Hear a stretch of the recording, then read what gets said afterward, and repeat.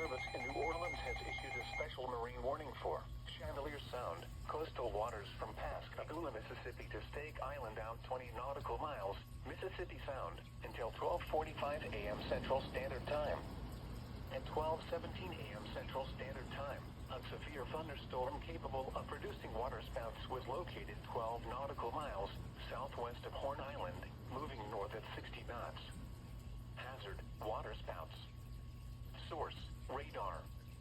Impact: waterspouts can quickly form and capsize boats, damage vessels and oil rigs, and create suddenly higher waves. Make sure all on board are in a secure location and wearing life jackets. Locations impacted include Pascagoula and Horn Island. A tornado watch remains in effect until 7 a.m. Central Standard Time for southern Mississippi and the adjacent coastal waters. Move to safe harbor until hazardous weather passes. Thunderstorms can produce sudden waterspouts. Waterspouts can easily overturn boats and create locally hazardous seas. Seek safe harbor immediately.